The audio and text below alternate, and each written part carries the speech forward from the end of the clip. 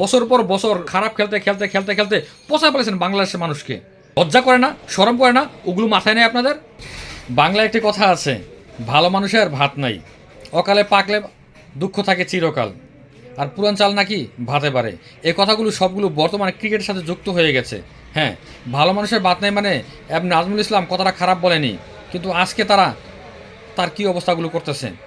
আর দ্বিতীয় কথা সেটা হলো অকালে পাকলে দুঃখ থাকে চিরকাল। এই সমস্ত ক্রিকেটারগুলো অকালে পেকে গেছে, এর দুঃখ সামনে খুব কঠিন অবস্থায় আসবে, মনে রাখেন। আর তৃতীয় অপশন পুরান চাল নাকি ভাতে পারে, আর এত পুরান একটা বুড়া ঝুনা নারকেল হয়ে গেছে, ঝুনা নারকেল হয়ে গেছে এক একজন। কিন্তু কি হয়েছে, এটা লর্ড হচ্ছে, ভাত যাও হয়ে যাচ্ছে।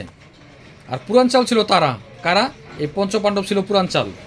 পুরান চাল ছিল আশরাফুল, পুরান চাল ছিল রফিক, পুরান চাল ছিল ওই সমস্ত যে ক্রিকেটারগুলো ছিল তারা আজকে তাদেরকে সার্ভিস দিয়ে যাচ্ছে। এই পঞ্চপাণ্ডবের পরে আপনারা কি করছেন? ঝুনা নারকেল হয়ে গেছেন, এক একজন লর্ড হয়ে গেছেন, লর্ড। কোনো কাজে আসেনি আপনার ক্রিকেটের জন্য।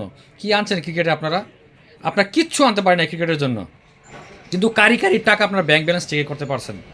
যদি কিছু এনে দিয়ে যায়, ওই লোকগুলো এনে দিয়ে গেছে, আর তাদের ছায়ায় থেকে আপনারা আজকে নামডাক কামাইছেন। কেন আপনারা এখন পারেন না তাদের মতো প্রফেশনাল হতে? মাশরাফির মতো ইনজুরি নিয়ে 7টা অস্ত্রোপচার নিয়ে ক্রিকেট খেলতে যেতে পারেন না? ও তো বুড়া যত হয়েছে তত আর ধার বাড়ছে। তামিমের মতো পারেন না এক হাতে ব্যাটিং করে দেশে কিছু জিতিয়ে দিতে? সাকিবের মতো পারেন না বিশ্বসেরা অলরাউন্ডার হতে? মাহমুদুল্লাহ রিয়াদের মতো সাইলেন্ট কিলার এই শেষ বয়সে, বুড়া বয়সে তার দাড়ি পেকে গেছে, চুল পেকে গেছে, বুড়া বয়সে বিপিএলে কী খেলাটা খেলছে। আপনার তুরন্ত কাজকলা মুশফিকুর রহিমের মতো ডিপেন্ডেবল এই বয়সে এসেও কী পরিমাণ খেলছে। আপনারা কী করছেন? এখন লর্ড হচ্ছেন, ঝুলা নারকেল হয়ে যাচ্ছেন। লজ্জা করে না, শরম নাই আপনাদের? কী এনে দিয়েছেন আপনারা বাংলাদেশকে?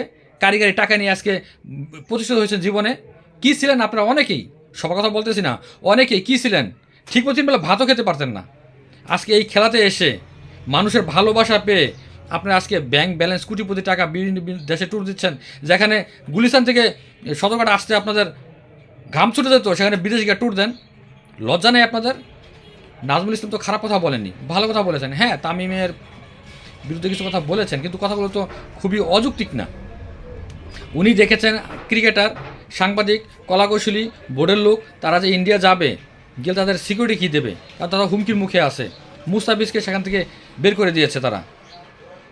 খারাপ কথা বলেনি।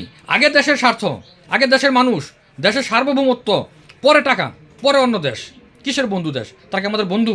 তা তো আমাদের বন্ধু না, তারা আমাদের শত্রু। তারা বন্ধু কখনো ছিল না, নেই, আগামীতেও হবে না। অতীতের কোনো বোর্ডের প্রেসিডেন্ট বা বোর্ডের পরিচালকরা কি এরকমভাবে ভালো কাজ করতে পেরেছে? পারে নাই। এই বোর্ড করে দেখাচ্ছে। পরবর্তী কী বলছে? বিশ্বকাপে যদি ক্রিকেটার না যায়, একটা ক্ষতি, সেটার কি হবে? উনি ভালো কথা বলছে। আপনার কেন টাকা দেবে? আশ্চর্য, কেন টাকা দেবে আপনাদের? দেশের স্বার্থ আগে। আপনার টাকা পাচ্ছেন না? টাকা পাচ্ছেন তো, তাহলে খারাপ বলেন তো। আপনারা যে বছর পর বছর খারাপ খেলতে খেলতে খেলতে খেলতে পচা ফেলেছেন বাংলাদেশের মানুষকে। কই ওই সময় তো ক্ষতিপূরণ চায় নাই, ওই সময় তো বলে নাই যে টাকা দেন, খারাপ খেলছেন এই ম্যাচ ফি পাবেন না, ম্যাচের ভাতা পাবেন না। লজ্জা করে না, শরম করে না? ওগুলো মাথায় নেই আপনাদের? সেই টাকা নেন কেন আপনারা? হাত পেতে সেই টাকা কেন নেন? খারাপ খেলছেন, টাকা নেবেন কেন? খারাপ খেলছেন, আপনারা টাকা নেবেন কেন? তাহলে এখন বিশ্বকাপ আপনারা যাবেন না, কারণ বর্তমান সিকিউরিটি আগে যাওয়া হচ্ছে না। শ্রীলঙ্কাতে করার জন্য খুব চেষ্টা করা হচ্ছে, শ্রীলঙ্কাতে হলে যাবে। তো ও তো খারাপ কিছু বলে নাই, যেহেতু যাবে না বাংলায় স্বাক্ষরতা আগে, তাহলে টাকা দেবে কেন? তাহলে আপনারা যে খারাপ খেলছেন, বছর পর বছর লর্ড হয়েছেন একজন, সুযোগ দিতে দিতে দিতে দিতে কাইল হয়ে গেছে মানুষ, বিরক্ত হয়ে গেছে। পচা নর্দমায় তো গন্ধ আসে না, আপনাদের সুযোগ দিতে যত গন্ধ মানুষ সহ্য করেছে। আর এখন আপনারা সংবাদ সম্মেলন ডাইকিয়া তাকে অব্যাহত দেওয়ার চেষ্টা করছেন। বাহ! আপনারা যারা সংবাদ সম্মেলন ডাকছেন, মোহাম্মদ মিথুন, আপনার কী অবদান আছে ক্রিকেটে? আপনি একজন লর্ড, আপনি প্রেসিডেন্ট, আপনার তো বোঝা উচিত ছিল। সম্মান দিয়ে বলছি, আপনার বোঝা উচিত ছিল যিনি কথাগুলো খারাপ বলে নেই। আপনার ঘরেও বসতেন, পর আপনারা বলতেন যে ঠিক আছে, উনি আমাদের কাছে দুঃখ প্রকাশ করেছেন, সকলের সামনে আসবে না, উনি সিনিয়র, ভালো কথা বলেছেন। আপনারা যারা সংবাদ সম্মেলন ডেকেছেন, কি করেছেন দেশের জন্য? কি এনেছেন দেশের জন্য? একটা এশিয়া কাপ এনে দিতে পারেন নাই। বড় কোনো কাপ এনে দিতে পারেন নাই।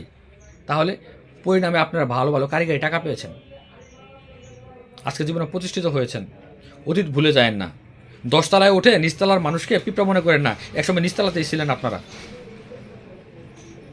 মানুষ কথায় আছে পুরান চাল ভাতে বাড়ে, আর আপনারা পুরান চাল ভাতে বাড়বে তো আপনারা যাও হয়ে যাচ্ছেন। যাও যাও বুঝেন, খাইছেন জীবনে যাও, যাও হয়ে যাচ্ছে না একজন।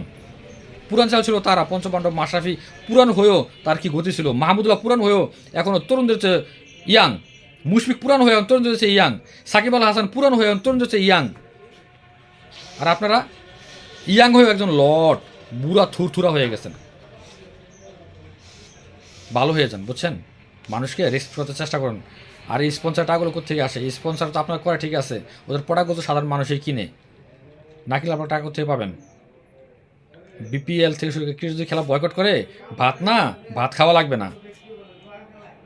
যখন শুরু হয়ে যাবো বাংলাদেশের জনগণ আপনার উপর খেপা শুরু হয়ে যাবো, তখন বুঝবেন কত ধানে কত চাল। এখনও সময় আছে, ভালো হয়ে যান। আর এখনও সময় আছে, দেশের স্বার্থটা বুঝেন, শুধু টাকাটা বোঝার চেষ্টা করেন না। দেশ যেভাবে ভালো হবে সেটা আগে বোঝার চেষ্টা করুন। উনি খারাপ কথা বলেননি, পুরো বাংলাদেশের মানুষ বলছে উনি খারাপ কথা বলেননি। আর আপনার কয়েকজন ক্রিকেটার বলছেন উনি খারাপ কথা বলেছেন না। যত বড় মুখটা তত বড় কথা বলে বসে থাকেন আপনারা। সাধারণ মানুষের চেয়ে কি বাংলাদেশের মানুষের চেয়ে কি আপনারা খুব বেশি বুঝেন? সংগঠনের প্রেসিডেন্ট হয়েছেন ঠিক আছে, কিন্তু ভালো কাজে মেধাটা বিক্রি করেন, ভালো কাজে মেধাটা ক্ষয় করেন, ভালো কাজে মেধাটাকে ব্যবহার করেন। ভালো থাকবেন সকলে। আর আপনার দুঃখ পেয়ে থাকলে আমার কিচ্ছু করার নেই, দুঃখ বুঝে থাকলে আলহামদুলিল্লাহ, আর ব্যথা পাইলে কিচ্ছু করার নেই। সত্যি কথা সবসময় তিতাই হয়।